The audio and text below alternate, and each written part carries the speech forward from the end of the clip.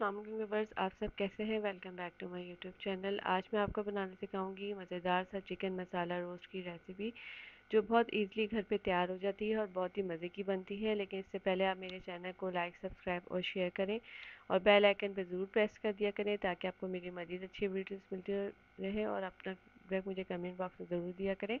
अब आप आगे देखेंगे कि इसको बनाने के लिए हमें घर पे इंग्रेडिएंट्स क्या क्या चाहिए होंगे। तो आप वो इंग्रेडिएंट्स को देखकर और काइंडली नोट डाउन कर लें। यहाँ पे मैंने एक पूरा होल यानी एक पूरा चिकन लिया था साबुत, और साइड से मैंने उसको कट लगवा लिया था। इसी के साथ मैंने 1 टीस्पून जो है पिसी हुई लाल मिर्च ली है।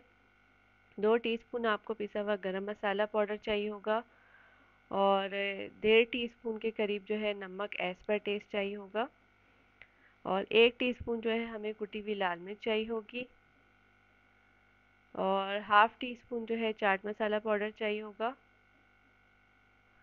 1 टीस्पून जो है हल्दी पाउडर चाहिए होगा, और 1 टीस्पून जो है सफ़ेद ज़ीरा चाहिए होगा हमें,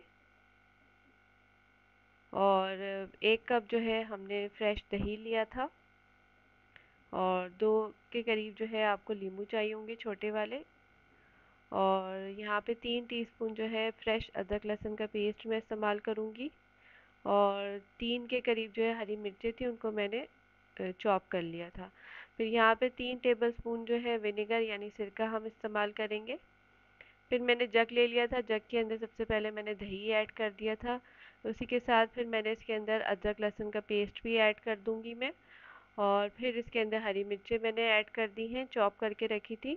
उसी के साथ ये जो मसाले थे, पिसा हुआ गरम मसाला, लाल मिर्च, हल्दी, कुटी हुई लाल मिर्च, ज़ीरा, ये सब चीज़ें मैंने इसमें डाल दी हैं। फिर उसी के साथ साथ मैंने इसके अंदर विनेगर यानी सिरका भी ऐड कर दिया था, और लेमन जूस, ये सिरका मैं आपको बता रही हूँ जो मैंने ऐड किया है। इसी के साथ मैंने इसके अंदर लेमन का जो जूस है वो भी हम लोग साथ में इसके ऐड कर देंगे, और फिर हम इसको अच्छे से ग्राइंड कर लेंगे, फाइन सा पेस्ट तैयार कर लेंगे इसका हम लोग। तो बस ये देखें, मैंने पेस्ट जो है अच्छा सा तैयार कर लिया था।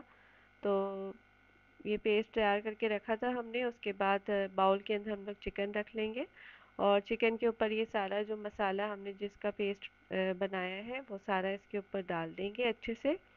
और अच्छे से इसके ऊपर मसाले को जो है डालने के बाद हाथों की हेल्प से आप इसको अच्छे से मसाले को दोनों तरफ अच्छे से अंदर की तरफ अच्छे से आपने इसको मल लेना है मसाले को, ताकि सारा मसाला जो है अच्छे से हर जगह पे लग जाए।